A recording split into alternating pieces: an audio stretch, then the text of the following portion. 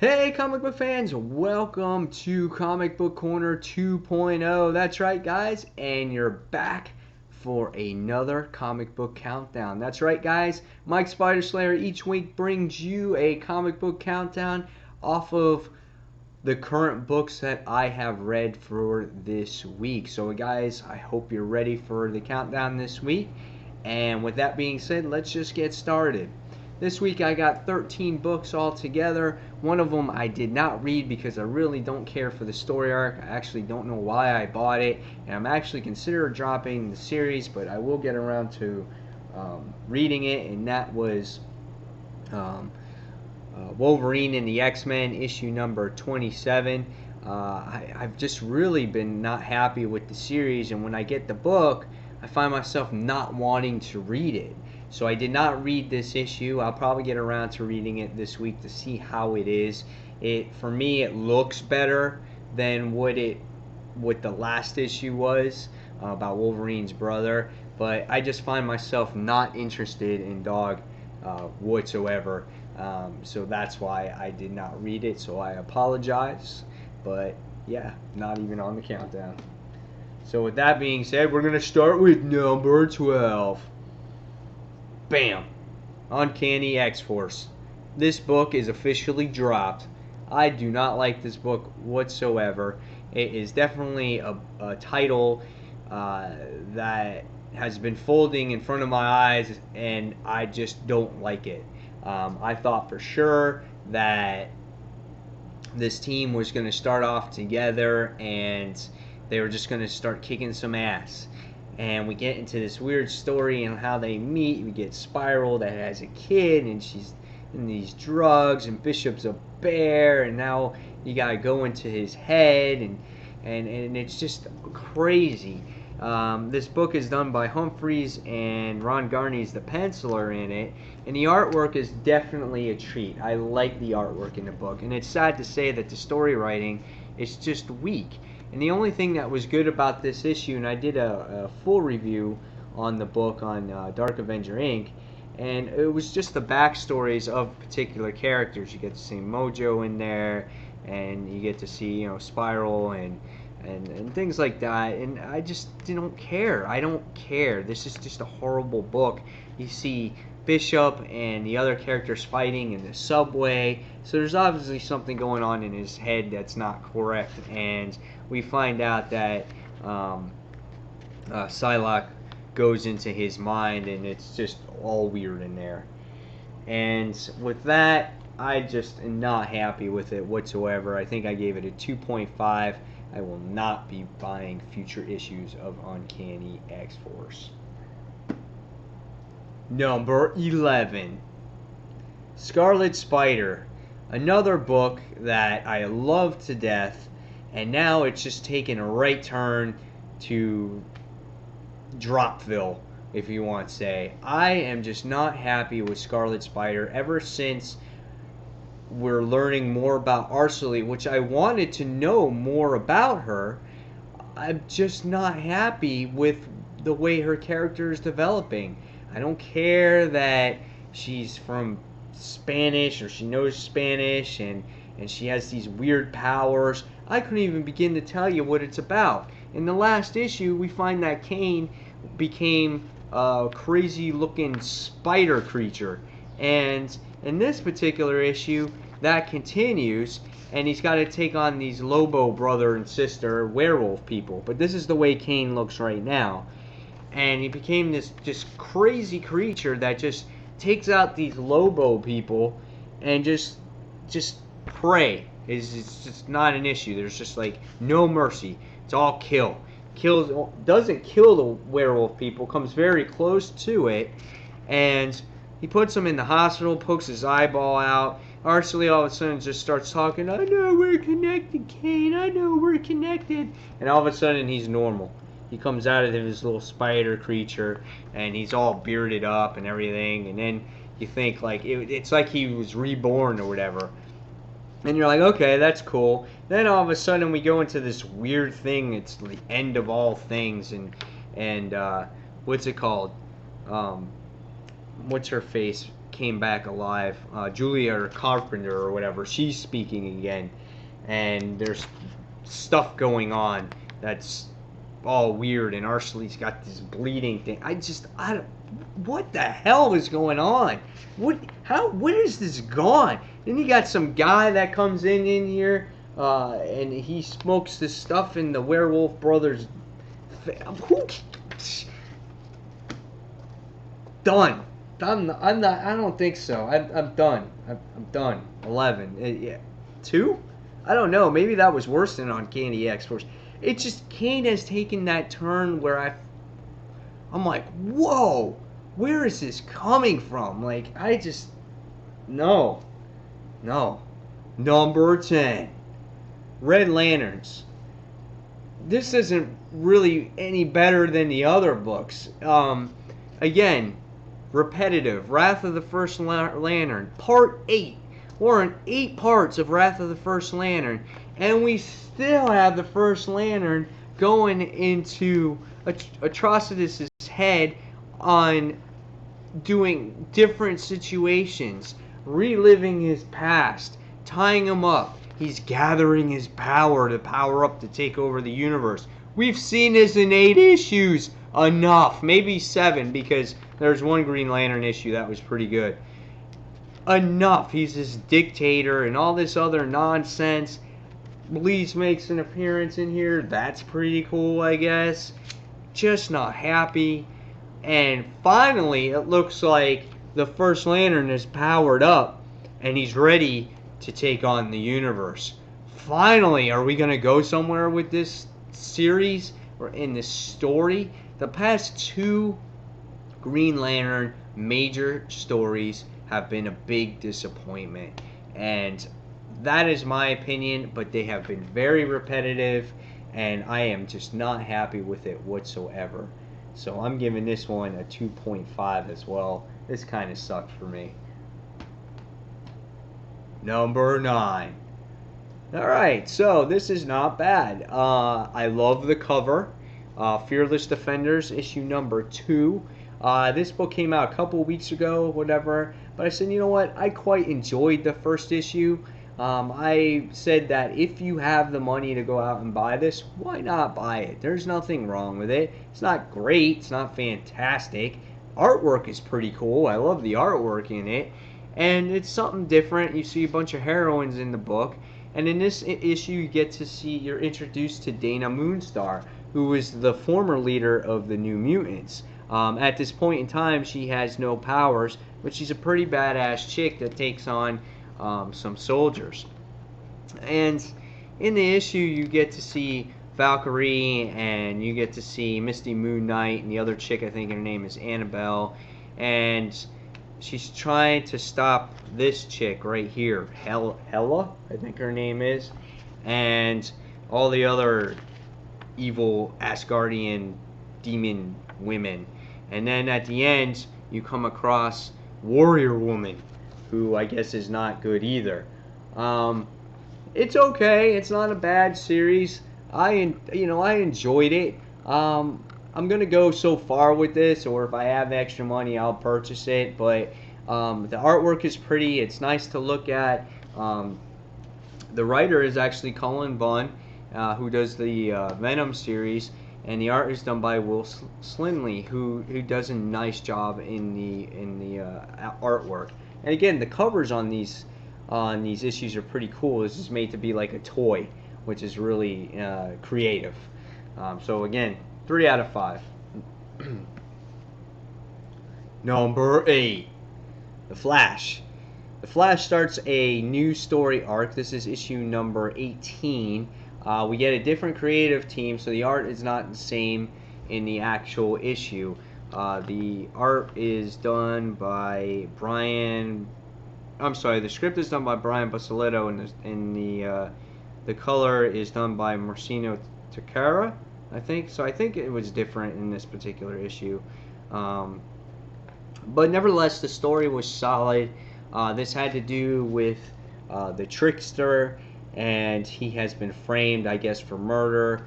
And what we find out is that Flash doesn't believe that the trickster did it. He's not that kind of bad guy, let's just say. He doesn't commit murder.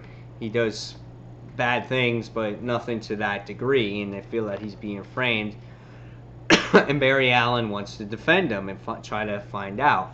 In the meantime, Barry Allen is also trying to get reinstated because he was pronounced dead, and now, well, technically he's not dead. And in an issue, we get to see, for the first time, I guess, doing superhero deeds, which is Sprint, and I think it's Turbocharger, and they started doing superhero stuff. And Flash doesn't want anything to do with them doing superhero stuff. He wants them to stay out of it.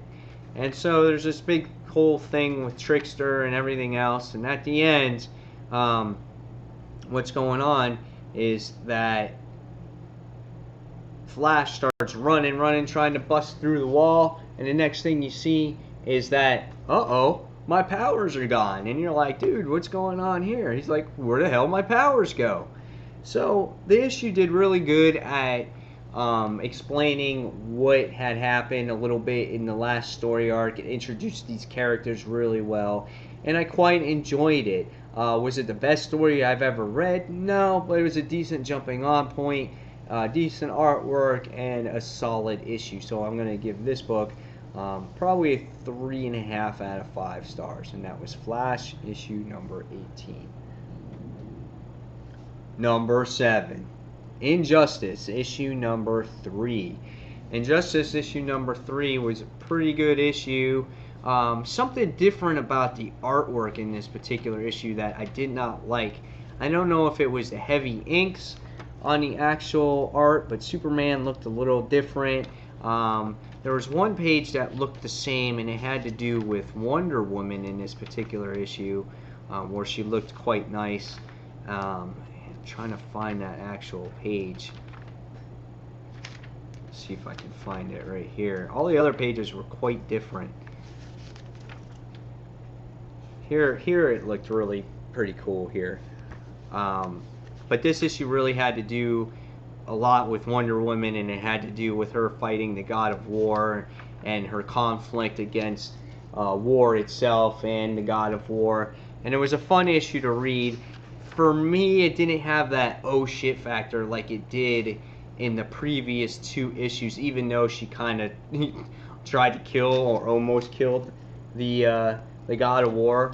And what this issue really explained was basically what happens when you get Superman and Wonder Woman joining together. What could happen in this particular Earth, and that was really cool. Cover's really nice. I'm enjoying this series. Can't wait to see what issue 4 is in store for. It was a fun read. Again, it just didn't have that oh shit factor in there. That's all. But otherwise, it was a pretty good issue. So I'm going to give this one a 3.5 out of 5 stars. Number 6, Superior Spider-Man, Age of Ultron, issue 6, I guess, the crossover. This book was really cool in an Age of Ultron point of view, but it's just weird, how is it crossing over with the real world? Because if it's Superior Spider-Man, I don't know, it's just weird. I don't know how everything is just crossing over, especially when I get to the Fantastic Four issue. But this issue is really good. I didn't find it really, I guess, a purpose to it. You don't have to read this to understand what's going on in the main Age of Ultron series. But it was cool to see Superior Otto Octavius to try to take matters in his own hands and try to save the world on his own. Typical Otto Octavius. But then when he finds out that he fails, he really needs his team in order to try to conquer this thing. The artwork was pretty cool in this book. They just made Peter look super muscular, which I was like, okay, he's not that muscular. But it was pretty cool to see his Autobots in action, trying to take over the Ultrons and the intelligence to try to get to that main central nerve system of Ultron, and that was this part right here. And if you guys read that issue already, you know who this particular person is. And you can see how close he actually was, but then Otto fails miserably, and he needs his team again to help back him up, and he tries to go to that original plan. Again, how this all ties together with the real universe is a major question, and I guess our answers will be determined, I guess in the future issues. But again, if you enjoy a Spider-Man tale in a way that's a little bit different from the normal book, then you'll enjoy this actual issue. So I'm going to give this one a 4 out of 5, a solid issue. Number 5, Batman Incorporated issue 9. This issue was pretty good. I have not read Batman Incorporated, so I'm not so familiar with what was going on in certain aspects. Obviously, I read the last issue of what happened to Robin, but this issue was really good. It was probably one of the best out of these issues, the Requiem issues. But it opens up on taking the casket, to bury him, and the pain and the anguish on Bruce's face is just very memorable, and you get to see the fight start between Damian and Bruce, and it's just excellent fight scenes in the beginning of it, and just a cool issue to read. I'm not too familiar with this character here because I haven't read these past issues, but nevertheless, it was still a really nice issue. It really kind of hit the heart a little bit, especially with Bruce and Alfred and their situation that had happened. Just a fun issue. Again, the end of the issue was sad because you get to see Robin, how actually he is deceased, and Batman screams out in pain. It was just a fun, it wasn't a fun issue, but it was an excellent follow-up to what happened in issue number 8, because in issue 8 you kind of just saw Damian die, and you're kind of like, okay, he's dead. There wasn't really heartfelt. You felt bad for Bruce, but in this issue I think you feel that a little bit more in this particular issue. So I'm giving this one a 4 out of 5. Number 4, Guardians of the Galaxy was a fun read. It got you to show you a little bit of the characters, nice artwork inside. I love this variant cover. I've explained that already in my review. The world is obviously, Earth is being taken over. It's interesting to see the relationship between Groot and Rocket in the particular issue already in the first issue. Excuse me. You get to see the tension between Star-Lord, or Peter's, between Peter and his father, which is really nice to see. And I think this story will be really interesting to see how it unfolds and what will happen in the actual future of this book. So I enjoyed it a lot, and the artwork is fantastic, and I think you see Iron Man in this issue, shows really great stuff. I highly suggest that you guys pick this one up. It's a great read. I think I gave it a 4.5 out of 5 stars, but just a really fun book, and if you like action, you'll definitely get that in this issue. So Guardians of the Galaxy made the number 4 spot. Top 3 books. Number 3, Fantastic Four, Age of Ultron 5. This book was really good. I enjoyed it a lot. I just don't get where we're at with this universe that Marvel is presenting to us, because in our regular books, everything takes place in New York, like regular Spider-Man and a lot of the other things that are going on, and Age of Ultron's not going on. But when you go to the Fantastic Four series, it's like they're on their vacation, they travel back, and the whole world's gone to shit. So how does this tie into the current Marvel universe? It's just, is it elsewhere? Is it current? Like, what's going on? It's just making me boggle my mind.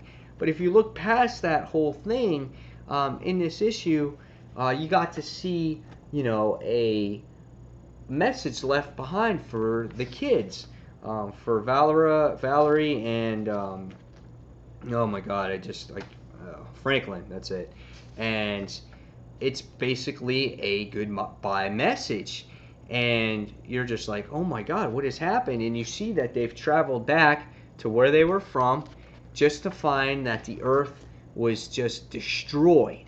And they're just like, oh my God. And Invisible Woman's like, oh, Medusa, she's dead. And you find out that each message goes one by one to the kids. And it starts off with the Human Torch. And then it goes on to, I think it's Ben Grimm. And then it goes on to Mr. Fantastic himself. And it shows a story of how they died on each particular one. And you see how Ben Grimm deals with Doctor Doom Ultron, and he just fails because all Ultrons take him over. Really great stuff. I really enjoyed this issue. I was surprised. You see Mr. Fantastic himself. He gets all elongated, doesn't even know how to tell his kids goodbye without just writing a message. And he saves Invisible Woman by all these Ultrons just popping into his body until they just self-destruct and make him explode. And then you find out at the end of the issue that, of course, if you read the Age of Ultron, you see that she's the lone survivor. So you know that. You find that out in this particular issue. This was a really great issue, and you feel for the kids. And being that I'm a father, obviously, that, I think gives it up a couple of notches on my countdown. Great stuff. This one is a 4.5 out of 5 stars for me. The only reason why it's not a 5 is because of this crossover. Like, how does it all tie together? I'm just so confused.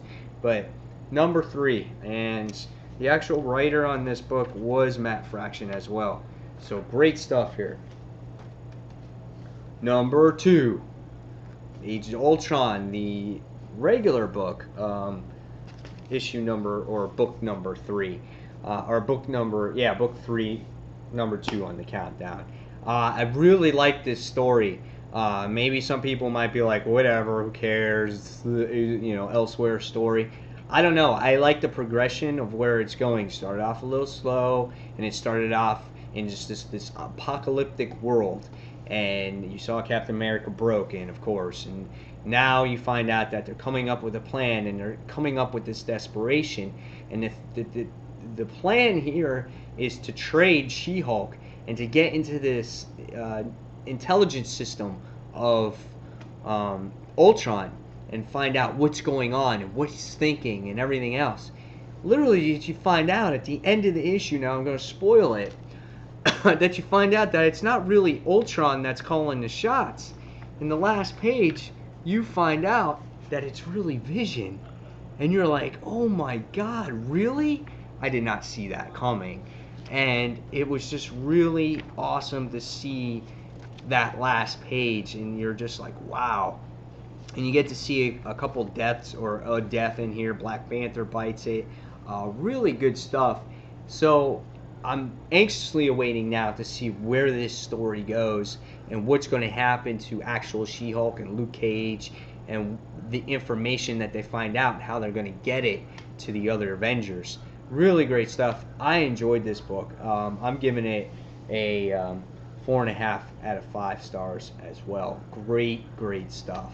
Not the most awesome, fantastic series I've ever read, but for an event right now that didn't get that much hype, I think it's doing well, and it's progressing nicely. Number 1 comic of the week for me, and I'll tell you why. East of West. This book was recommended to me by SGW Steven, Comics SGW Steven, part of the Dark Avenger Inc. crew. Obviously, you guys must know that. He just mentioned it on our live show. And we're like, East of West, what? We're all like that. And it's just funny. We all wound up reading it or wind up buying it just because it kind of, got our curiosity going. This book is written by Jonathan Hickman, obviously, and the art is done by Nick Dragotta. Art is just so fantastic in this book. Let me just tell you, I didn't think this would be my book of the week at all. Even reading it in the beginning, I was like, there's no way this is going to be the best book, because a lot of people are saying this is awesome. And, you know, here's some of the artwork in here. Here's another crazy page, just original stuff, like futuristic, kind of cowboyish world. Again, here's another page, and here's one more page at the end of the book that I want to show you. That's just crazy, right here. And this is a really cool book.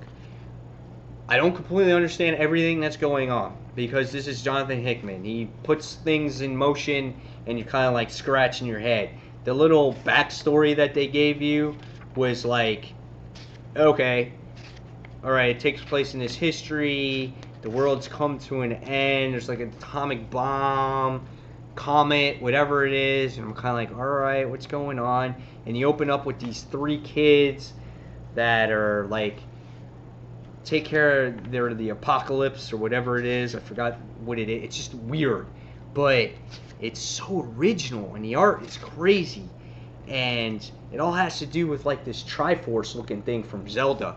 You know, it's like, and the one, it was the story in the world's end. So like one of these things is like the end of the world. It's really hard to explain this book, but this guy here, I guess they call him Death.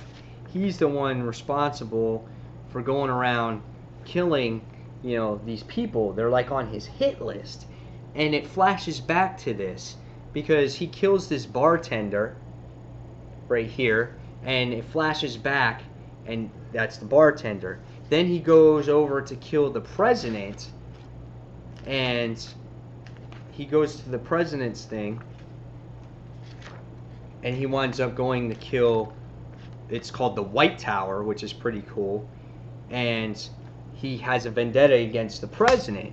And you also see him over here, and the guy remembers him, and you know, he wants this specific thing, and he doesn't know where it is, and things like that. Just really crazy. And he winds up killing the president, and just, it's like a bloodbath. His people are like this Indian person and this chick, and it's just, I don't even know how to explain this book, but it's just cool, and it's original, and that's what I liked about it. That's what makes a fun read. That's what makes the Walking Dead so good. Here's the Indian guy, and there's this weird other chick, her right here. Don't even know their names yet. But it's just, that's what made the Walking Dead so good. That's what made the saga so good. And for a lot of people, that's what made Manhattan Project so good. But really crazy stuff. And then again, you've got these kids in here as well, that are like in charge of the apocalypse. So I can find it real quick. It's the Apocalypse Year 1, and they used to be warriors, and now they've been like resurrected as these children, and they've been killing all these people. And there was 4 of them, and now there's 3, and we don't know the reason why or what actually happened. But it is a pretty cool book. I'm going to give it a 5 out of 5 just for originality purposes in itself. If you guys are looking for something different, I would suggest this. You might have to read it a couple times to get all of it, and you might not understand it until you read issue 2 all the way, but I was kind of fooled by the cover. I thought it was going to be this complete Western-like book, especially based off of the title and everything, but great stuff.